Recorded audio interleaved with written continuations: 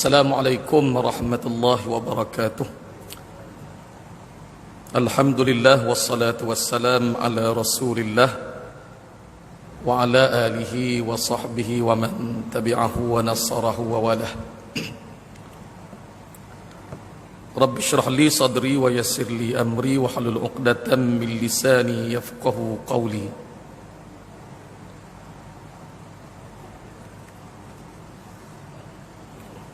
Barisan jawatan kuasa, Tuan Imam, hadirin dan hadirat yang dikasihi sekalian, alhamdulillah. Pertamanya kita merapat syukur pada Allah Subhanahu wa taala. Kita dapat selesai solat maghrib pada malam ini, alhamdulillah.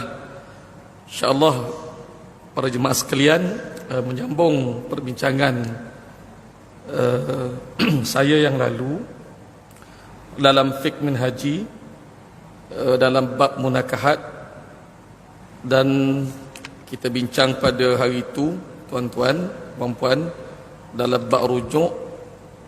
Cuma dalam catatan saya ni, ingat saya berhenti di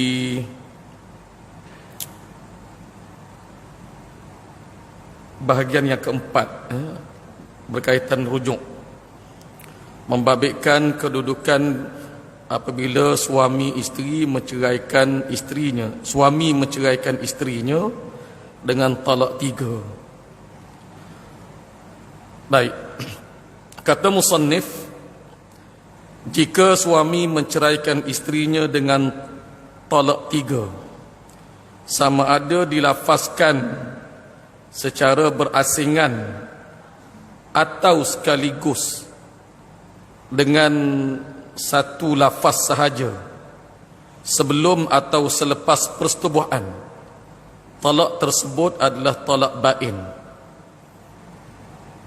Baik, berkenaan kedudukan suami menceraikan isterinya dengan talak 3, sama ada lafaz tadi disebut secara berasingan. Suami menyebut, saya ceraikan awak, kemudian saya ceraikan awak, kemudian saya ceraikan awak. Itu makna secara berasingan. Ataupun mungkin hari ini dia sebut cerai, kemudian esoknya berlaku lagi lafaz cerai, dan lusanya berlaku lagi lafaz, berlaku lagi lafaz. Okey, jadi tuan-tuan, bermakna kedudukan lafaz tadi, kalau dari sudut hukumnya, dia pergi kepada 3. Dia pergi kepada 3. Baik, ataupun membabitkan lafaz secara sekaligus ni dia direct dengan lafaz secara 3. Maknanya suami menyebut kepada isteri dia, saya ceraikan awak dengan talak 3. Itu secara sekaligus lah. Sekaligus ni macam kalau saya ingat saya pernah sebut lah, tuan-tuan, kalau di Jordan dia dah ikat dari sudut dia punya undang-undang dia, kanun dia. Kalau lafaz tadi secara sekaligus, maka dia kira talak 1. Kalau kita di Malaysia ini, tuan-tuan, kalau merujuk kepada mazhab kita Syafi'i, maka hukumnya dikira sebagai talak 3. Cuma pengamatan saya lah, bila mana saya duduk di posisi sebagai pendaftar perkahwinan, perceraian dan rujuk dulu, tuan-tuan, di Yawi, banyak juga membabitkan lafaz sekaligus tu tadi, lafaz talak 3 sekaligus, dia mahkamah mensabitkan talak 1. Dan saya daftarkan perintah tersebut lah, perintah daripada mahkamah, sebelum saya keluar masuk ke bahagian pengurusan masjid sebagai imam lah, tuan-tuan. Jadi sebelum itu saya banyak juga menerima perintah bila mana membabitkan kes perceraian yang secara sekaligus tadi. Cuma bila berbicara tentang hal inilah para jemaah sekalian, cuma apa yang pentinglah, sebab itu bila mana berlaku perceraian, pihak-pihak ni dia kena buat pengesahan di mahkamah. Tu penting. Mana dia tak boleh dengar orang, dia tak boleh dengar hanya sekadar jumpa-jumpa orang tanya. Sebab itu dia perlu kepada pengesahan tu, pengesahan lafaz cerai. Kebanyakan bagi kes sebegini berlaku lafaz cerai di luar mahkamah. Kebanyakan lafaz cerai tadi berlaku di luar mahkamah. Baik. Jadi bila mana berlaku kedudukan lafaz cerai talak 3 dalam bab hukum rujuk, dalam bab rujuk, maka dalam bab rujuk itu suami tidak boleh rujuk kembali walau dengan cara apa sekalipun. Sebab kedudukan cerai tadi adalah cerainya, dia namanya pun dia panggil talak bain. Bahkan bukan bain sughra, tetapi bain kubra. Talak 3 tu. Bain kubra. Jadi bila bain kubra ni, bain sughra pun memang tak boleh rujuk dah. Apatah lagi dengan bain kubra. Bain ni ada dua, bainatus sughra dan bainatul kubra. Bainatus sughra yang macam contoh berlaku cerai fasakh, khulu', dan kalau talak 3 ni dia membabitkan cerai bain kubra. Sama juga dengan li'an. Sama juga dengan li'an. Maka dalam bab rujuk, maka tak boleh suami sebut rujuk. Dan kalau suami sebut sekalipun, sayang abang rujuk dengan awak balik, dia tak akan berlaku rujuk. Takkan. Beza dengan raja'i. Raja'i saya dah sebut dalam perbincangan dulu para jemaah sekalian, raja'i ini kalau sarih la yaftaqiru ila niyah, maknanya dia tidak lagi berajak kepada niat, maka rujuk tadi dikira walaupun dengan main-main. Sebagaimana Nabi sebut 3 perkara yang tak boleh main-main tadi termasuk dalam bab rujuk. Baik. Jadi suami tidak boleh rujuk kembali walau dengan apa cara sekalipun, sama ada semasa iddah, merujuk kepada kedudukan iddah dia, ataupun selepas iddah. Selepas iddah ni memang jelas tak boleh rujuk. Dan kedudukan talak 3, cuma di situ dia ada ruang pada si suami tadi untuk kembali balik kepada isteri dia, sebagaimana yang kita maklum bersama, bila mana kedudukan isteri tadi berkahwin dengan orang lain, yang kedudukan isteri tadi, tuan-tuan, berlaku perkahwinan dia dengan suami itu bukan dalam keadaan dia tadi dirancang. Dirancang, tidak. Nanti kita akan saya sebut berkaitan dengan dirancang ni. Dipanggil tahlil ataupun muhallil, ataupun sinonim dengan negara kita, biasa kita panggil Cina buta. Cina buta. Baik, kembali tadi dalam bab rujuk dia tak boleh dalam tempoh iddah, walaupun dalam tempoh iddah, apatah lagi selepas tempoh iddah tamat. Melainkan suami tidak boleh rujuk kembali walau dengan cara apa sekalipun, sama ada semasa iddah atau selepas iddah, melainkan selepas melalui 5 peringkat. 5 peringkat ni macam mana? Iddah dengan suami yang menceraikan telah selesai. Iddah dengan suami yang menceraikan tadi selesai habis, kemudian dia kahwin dengan orang lain, kemudian berlaku perceraian dan iddah tadi selesai. Itu dia boleh balik-balik lah. Boleh. Cuma kita tak panggil rujuk. Itu kita panggil nikah balik, nikah semula. Sebab ada kadang-kadang orang memahami ni, bila mana berlaku cerai, bukan talak 3 sekalipun para jemaah sekalian, sepanjang di jabatan lah tuan-tuan saya duduk. Ada orang faham, oh bila mana dia bercerai, iddah tamat, kemudian dia nak rujuk balik dengan isteri dia. Ustaz, saya nak rujuk balik. Makna nak rujuk balik, bukan rujuk. Dia bukan rujuk tu. Maknanya kalau gitu tu nak nikah balik, kena nikah balik. Bila nikah balik, sudah pasti di situ dia mesti melengkapi 5 rukun. Adanya wali, mahar dan sebagainya lah di situ tuan-tuan. Dia rujuk ni dia hanya berlafaz je, berlafaz. Baik. Selepas selesai iddah, bekas isteri berkahwin dengan orang lain dengan akad yang sah. Ni orang yang cerai tolak 3. Tuan-tuan, maknanya isteri itu kalau dia nak balik kepada isteri itu tadi, melibatkan isteri tadi, mesti dia kahwin dengan orang lain tu, mesti perkahwinan tu sah dari sudut hukum syarak. Tuan-tuan, pasal apa timbul sah tak sah? Sebab ada orang kahwin, padahal perkahwinan tadi tak sah dari sudut hukum syarak. Pengalaman saya, para jemaah sekalian, sebagai pendaftar dulu di bahagian perkahwinan, dan sekarang ni masih lagi bawa jawatan penolong pendaftar di masjid.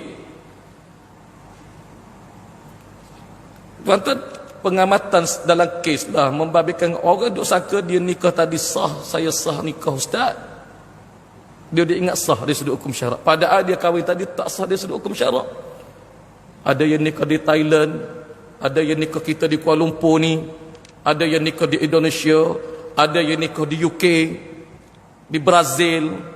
Itu benda-benda yang saya jumpa tuan-tuan. Sebab saya duduk di posisi sebagai, masa tu saya pegang unit nikah luar negara. Ada yang nikah di Myanmar, ada yang nikah di Kamboja.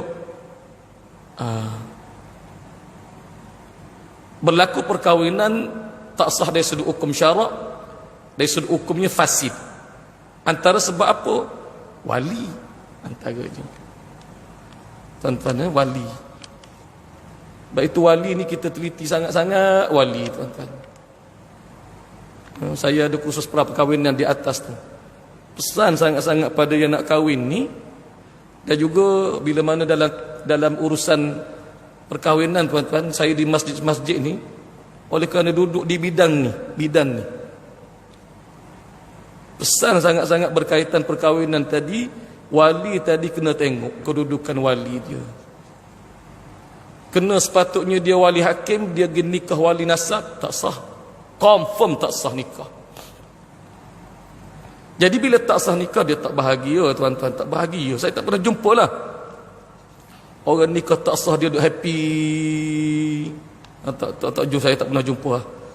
Melainkan dia berkaca dalam jiwa hidup tu.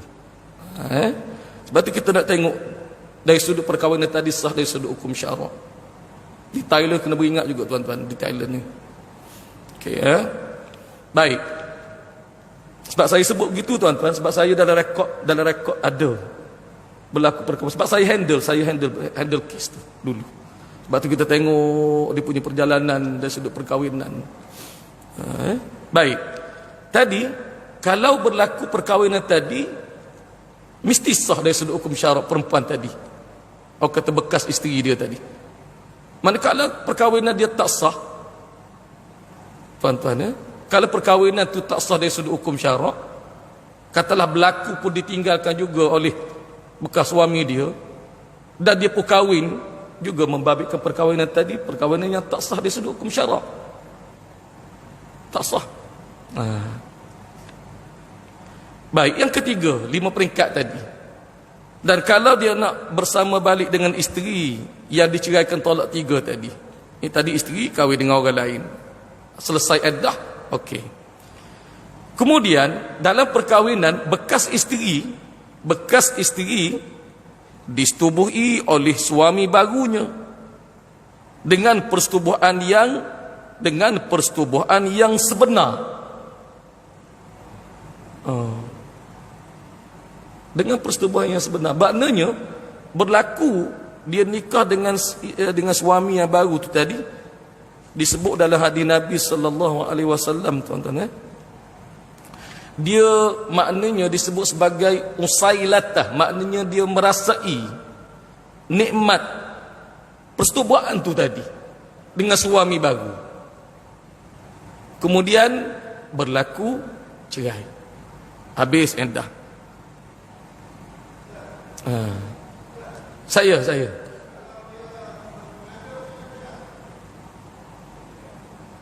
apa ni, isteri tadi dia mengandung. Okey, baik, kalau isteri tadi dia mengandung, kalau dia mengandung lah, maknanya kalau dia berkahwin hukum matilah, maknanya berlaku selepas diceraikan, kemudian isteri tadi dia mengandung. Okay, kalau dia mengandung, makna boleh ke tidak berlaku perkahwinan dia nikah dengan isteri yang dalam keadaan mengandung tadi, boleh ke tak? Tak nanti ke talak 3, macam contoh. Mana seorang lelaki dia kahwin dengan seorang perempuan yang isteri tadi dia dalam keadaan mengandung, apa hukum dia? Kalau berlaku tadi macam talak 3 tadi, habis iddah dia, okey, dia kahwin, dan kahwin tadi berlaku perkahwinan walinya betul, sah dari sudut hukum syar'i, 5 rukun tadi cukup, sah ke tidak hukum dia? Sah. Cuma si anak tu tadi dia tak boleh nak nasab. Tu isu dia. Dia sama juga berlaku perkahwinan yang kan orang lelaki dan nikah dengan seorang perempuan bukan dengan sebab dia pun, mungkin dia jadi pak sanggup, contoh. Dan wanita tadi dalam keadaan mengandung, sah ke tidak hukum syarak? Sah. Cuma si anak tadi boleh nasab tak? Tak boleh. Cuma hukum perkahwinan tadi sah dari sudut hukum syarak. Sebab itu dalam fatwa tu ada, wilayah persekutuan kita ada, dari sudut soal hukum. Sebab kadang-kadang ada juga mesej, tuan-tuan, melalui WhatsApp lah, contoh, maknanya kalau orang tu kahwin dengan perempuan yang mengandung, kemudian perkahwinan tadi adalah tidak sah dan dia jadi zina. Tak. Perkahwinan tadi sah dari sudut hukum syarak kalau dia kahwin dengan jalan yang betul. Cuma anak tak boleh nasab. Ada dulu, tuan-tuan, macam saya membabitkan kedudukan wali hakim dulu ada, mana kita kahwinkan, membabitkan perkahwinan yang situasi sebegitulah, yang perempuan dalam keadaan mengandung. Baik, maknanya anak tadi dia tidak boleh diben ataupun dibenti kepada lelaki yang berkahwin itu tadi, ayah dia lah, contoh suami itu tadi. Sebab anak tu tadi dia tak boleh nasab, sebab membabitkan kalau anak tu tadi dia jadi, kalau anak tu dia buat dan berlaku mengandung dulu kan, dengan sebab zina tak boleh. Sebab zina tak boleh. Betul. Perkahwinan tadi sah dari sudut hukum syarak, tapi anak tadi dia tak boleh dinasabkan dengan sebab apa? Zina tu tadi. Dengan sebab zina. Kalau dia jadi pak sanggup pun sama. Sebab dia, nasab ni dia mestilah daripada perkahwinan yang sah. Mesti daripada perkahwinan yang sah. Sebab tu Nabi sebut al-waladu lil firash. Anak ni nak tengok nasab dia adalah melalui perkahwinan yang sah. Di situ. Dan kalau perkahwinan tadi, cuma kalau berlaku perkahwinan yang wati syubhah. Wati syubhah ni satu. Kalau dalam mazhab kita Syafi'i dia punya wati syubhah ni, contohlah macam berlaku perkahwinan kedudukan, contoh melibatkan wali. Contoh-contohlah, tuan-tuan. Contoh tadi, wali tu tadi adalah sepatutnya abang kandung. Abang kandung, contohnya, katalah ayah mati, datuk mati, abang kandung ada. Abang kandung ada. Dan berlaku perkahwinan tu tadi, tuan-tuan, katalah membabitkan menggunakan wali hakim sekali, wali hakim, sedangkan abang dia ada, dan kedudukan abang tadi tidak jauh lebih pada 2 marhalah, maka berlaku perkahwinan tadi tidak sah dari sudut hukum syarak. Dan walaupun tidak sah dari sudut hukum syarak, cuma anak yang lahir itu tadi, adakah dihukum zina darat? Tak. Dia membabitkan kedudukan anak wati syubhah. Setakat pengamatan saya duduk di Jawi, tuan-tuan, membabitkan bila mana berlaku kedudukan perkahwinan tidak sah dari sudut hukum syarak, membabitkan wali ni, biasanya mahkamah akan sabit anak tadi adalah anak wati syubhah. Bila atas nama anak wati syubhah, maka anak ni tadi boleh dibin ataupun dibenti kepada ayah dia, walaupun perkahwinan mak dengan ayah dia tadi tak sah dari sudut hukum syarak. Sebab itu tuan-tuan, bila mana berlaku perkahwinan tak sah ni, mana ibu bapa nikah tak sah, dia kena buat pengesah tarafan anak pada kedudukan anak dari sudut nasab tu tadi. Kalau dia tak buat, dia akan jadi tergantung lah. Baik, tu setakat pengalaman saya lah duduk di bagi perkahwinan je. Baik, berbalik kepada tadi, tuan-tuan, suami baru tadi menceraikannya dan iddah suami baru tadi selesai dan persetubuhan tadi dia berlaku. Berlaku. Dan selepas itu, jika bekas suami ingin memperisterikannya semula, dia boleh berbuat demikian berdasarkan persetujuan bekas isterinya dengan mas kahwin dan akad yang baru. Bermakna nak nikah baliklah. Sebab itu dalam ayat Allah Subhanahu wa taala dalam surah Al-Baqarah ayat 230, puan-puan, فَإِنْ طَلَّقَهَا فَلَا تَحِلُّ لَهُ مِنْ بَعْدُ حَتَّى تَنْكِحَ زَوْجًا غَيْرَهُ فَإِنْ طَلَّقَهَا فَلَا جُنَاحَ عَلَيْهِمَا أَنْ يَتَرَاجَعَا إِنْ ظَنَّا أَنْ يُقِيمَا حُدُودَ اللَّهِ. Dan sudah diceraikan 2 kali. Jika diceraikan pula bagi kali yang ketiga, maka perempuan itu tidak halal lagi baginya sesudah itu, sehingga dia berkahwin dengan suami yang lain. Setelah itu, kalau dia diceraikan oleh suami barunya itu dan habis iddahnya, maka mereka berdua, yakni suami dan isteri tadi, tidaklah berdosa untuk kembali berkahwin semula jika mereka kuat menyangka akan dapat menegakkan aturan-aturan hukum Allah tadi. Jadi ayat ni dia jelas. Maknanya pada kedudukan talak 3 tadi, cuma ruang tu masih lagi ada. Jadi perjalanan untuk kahwin dengan bekas isteri itu tadi melalui 5 peringkat tadi mesti kena settle, jelas. Di situ. Baik. Tuan-tuan muslimin, para jemaah sekalian, sebagaimana yang saya sebut tadi, kalau berlaku perkahwinan tadi dengan dia tidak dirancang, maknanya secara normalnya berlaku cerai, isteri dia kahwin dengan orang lain, sah nikah, kemudian bercerai isteri dia dengan suami baru, kemudian habis iddah, okey. Maknanya si suami tadi dia nak kahwin semula dengan isteri dia, boleh ke tak boleh?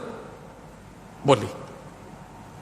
Cuma dalam bab tadi, tuan-tuan, bagaimana berlaku sekiranya cerai talak 3, suami tadi dia menyesal. Menyesal. Kemudian dia nak balik pada isteri dia. Dia pun rancang. Mungkin kawan ke, mau nikah dengan bini aku, sekian, lepas tu mau cerai sebab aku nak nikah balik dengan dia. Ni dia panggil nikah tahlil ataupun muhallil. Tahlil ataupun muhallil, ataupun sinonim di negara kita ni kita panggil apa dia? Cina buta. Boleh ke tidak Cina buta ni? Jadi tuan-tuan, saya dalam bab hukum lah.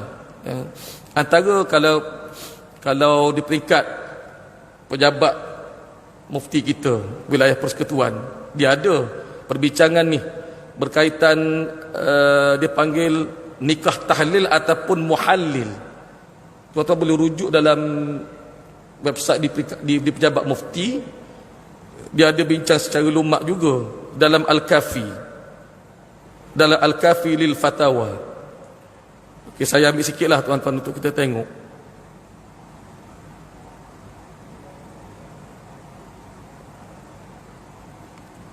Okey tuan-tuan Jika ni saya ambil dalam Al-Kafi Al-Fatawa.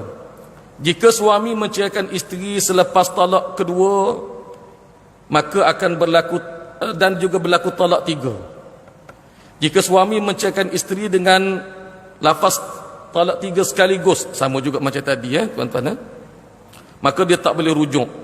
Okey, sama.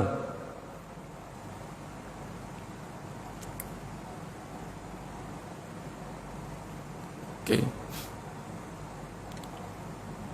Okey, saya ambil daripada hukum lah tuan-tuan. Baik, nikah tahlil.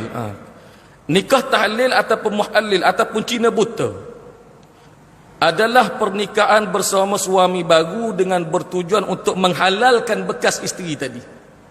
Menghalalkan bekas isteri yang ditalak tiga oleh bekas suami dia dengan syarat dan peraturan yang telah dipersetujui. Bermakna berlaku pernikahan tadi satu dirancang dan dia ada syarat-syarat yang dijanjikan.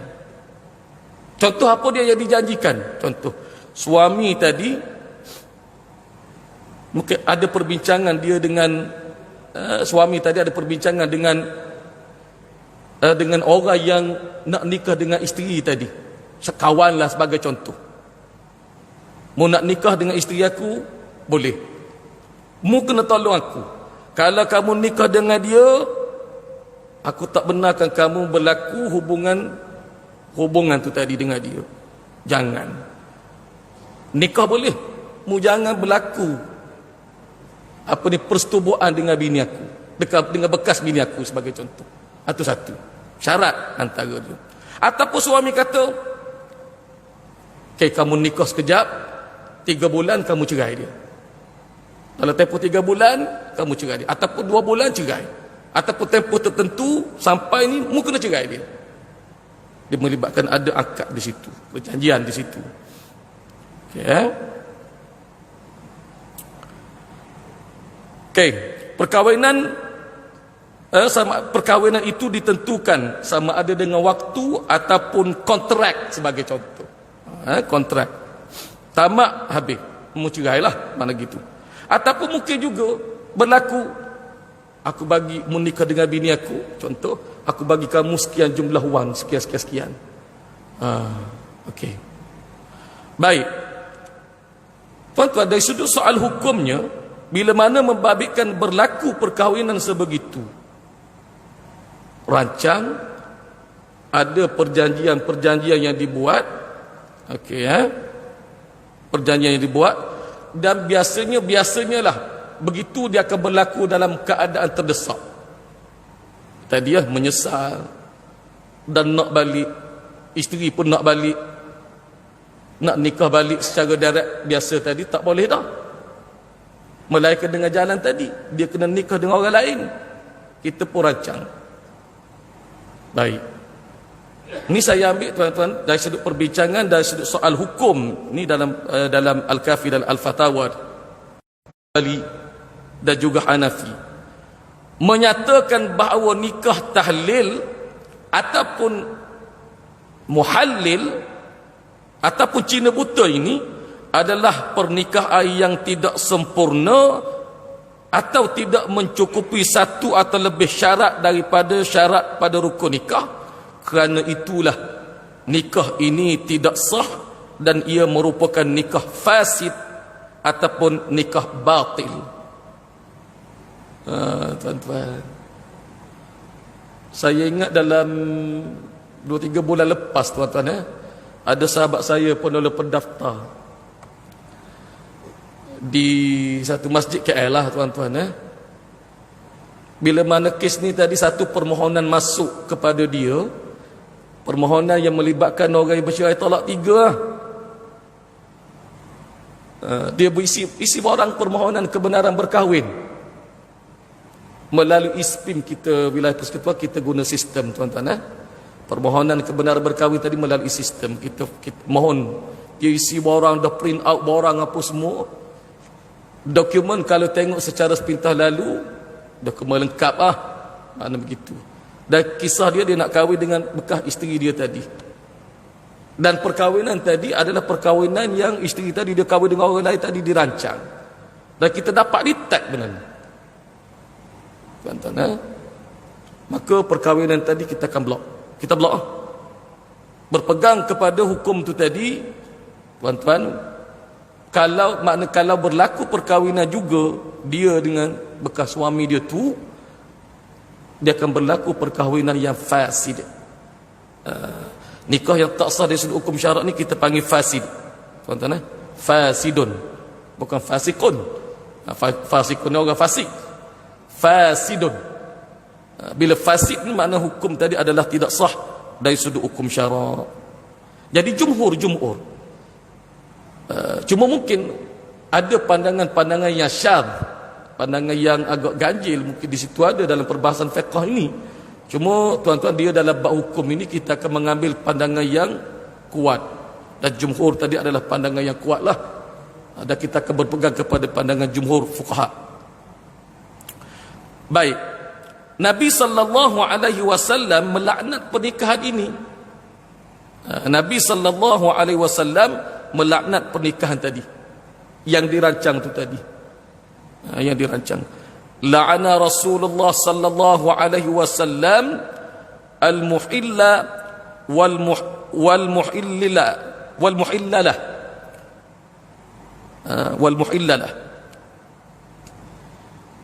Qala Abu Isa hadha hadith hasan sahih.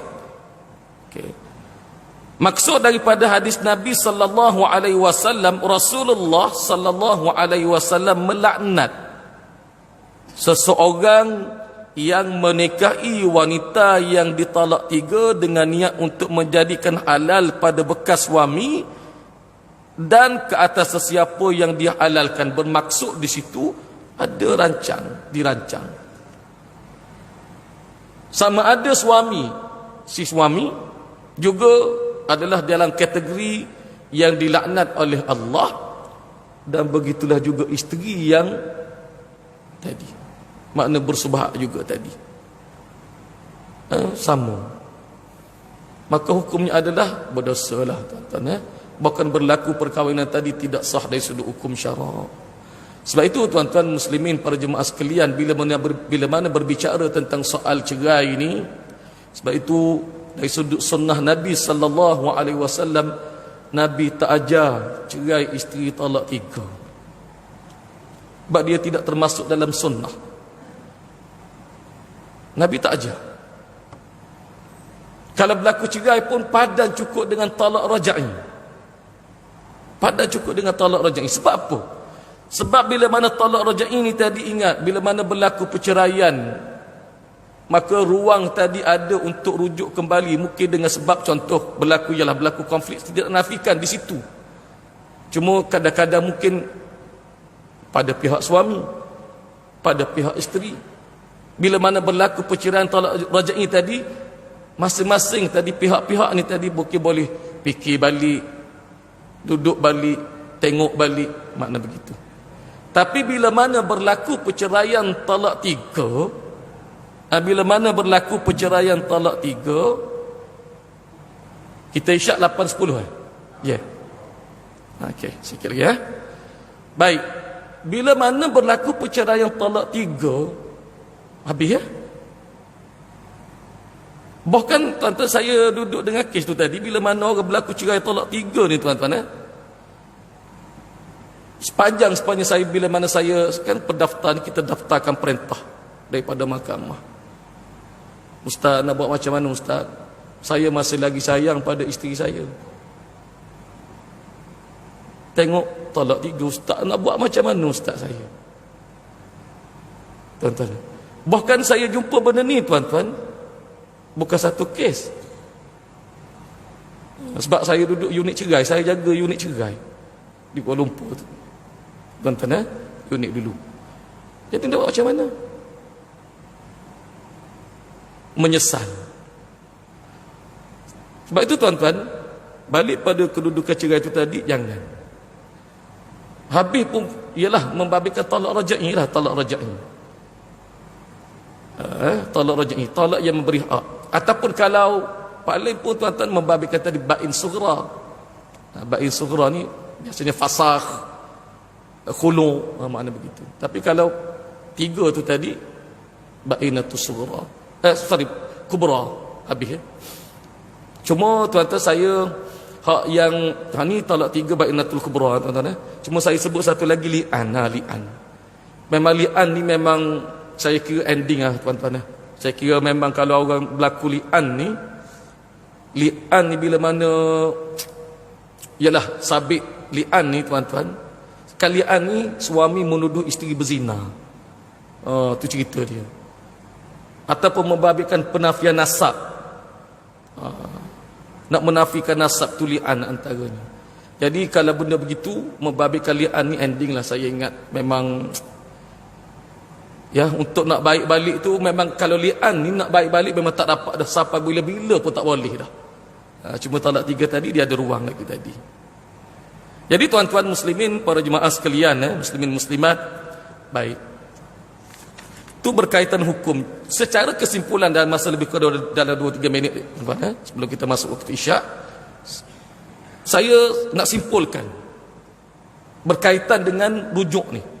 Berkaitan dengan rujuk, setelah kita bincang dalam perbincangan sebelum itu, kesimpulan dalam hukum rujuk, kesimpulan hukum rujuk ni tuan-tuan, mana melihat kepada keharusan merujuk kembali kepada isteri yang telah diceraikan, maka kita dapat lihat dari sudut secara asasnya pembahagian dalam bab rujuk ni, bagi talak raj'i dan isteri diceraikan dengan talak satu, talak dua, itu dia panggil talak raj'i. Maka talak raj'i tadi sama ada ada berlaku persetubuhan dalam tempoh iddah tu tadi, maknanya menjadi keharusan bagi suami untuk rujuk isteri dia. Dan hak rujuk ini adalah pada suami, dia bukan pada isteri.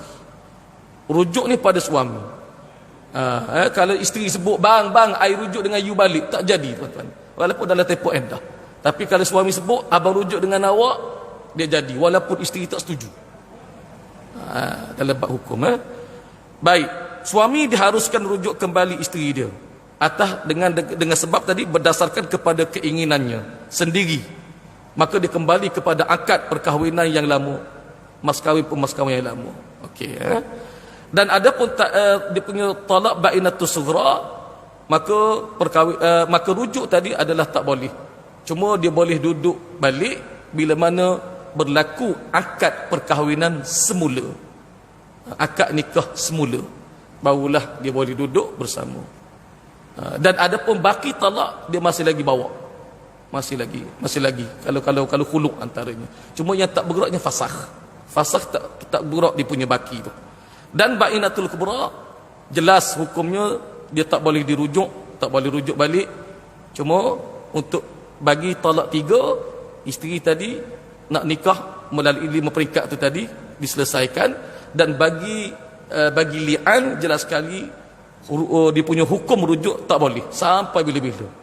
Nikah pun tak boleh, jangan kata rujuk, nikah pun tak boleh. Jadi tuan-tuan, mudah-mudahan kita belajar sedikit pada malam ini, kita dapat ambil sedikit pengetahuannya insya-Allah. Aku qauli hadza wa astaghfirullahal azim li wa lakum. Wassalamualaikum warahmatullahi wabarakatuh. Bismillahirrahmanirrahim.